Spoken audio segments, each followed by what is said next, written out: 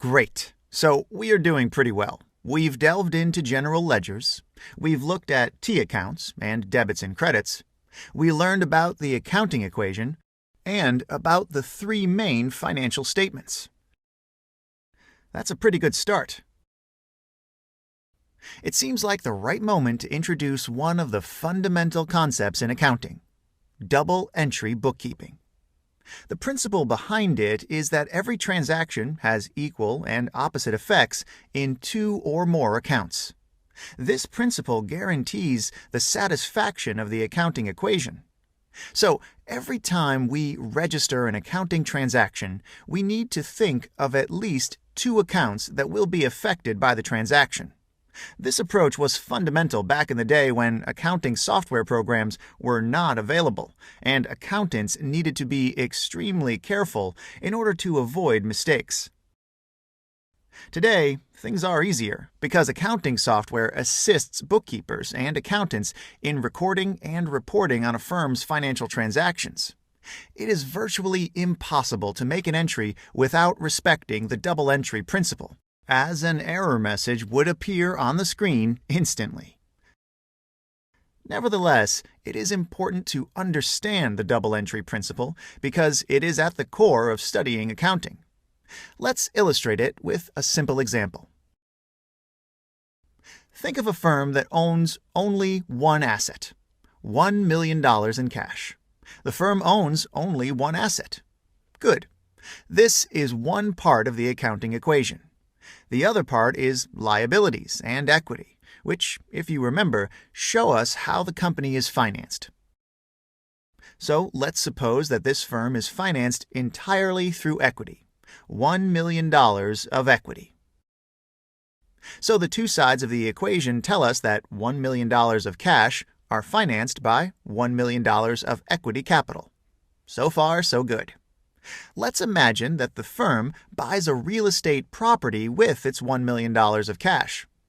What will be the necessary entries that would allow us to respect the double entry principle? The firm buys real estate assets. We need to draw a new T account. Let's call it real estate. It is on the asset side. When the company buys the real estate property, the account will increase. It is an asset, and we know that we need to debit the real estate account.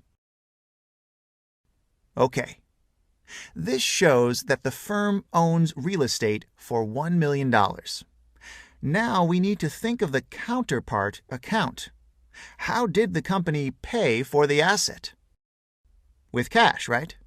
Therefore, we need to make an entry that shows the reduction in cash. Cash is an asset, and it decreased in this transaction. Hence, we are going to credit the cash account. Okay. This shows that we spent our cash in order to buy the real estate property. You can see how we needed two entries in order to recap the effects of the transaction. The two entries balanced each other. One of them was on the debit side and the other on the credit side. Hence, the accounting equation is still satisfied. Let's make another example.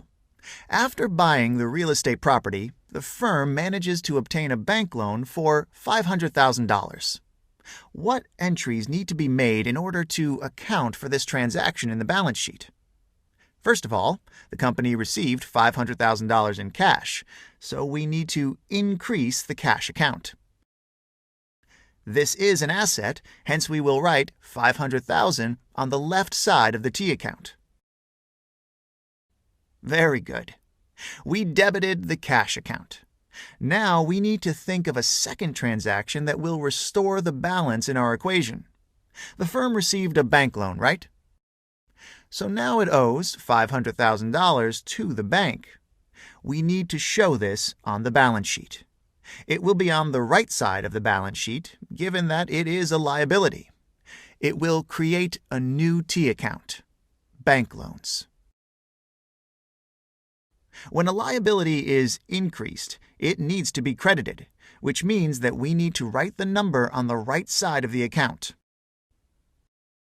$500,000 on the right side of the T account. describing bank loans. Now the accounting equation is satisfied. You can see the double entry principle helps us satisfy the accounting equation at all times. It is one of the golden rules of accounting. This is why we'll have to remember it well.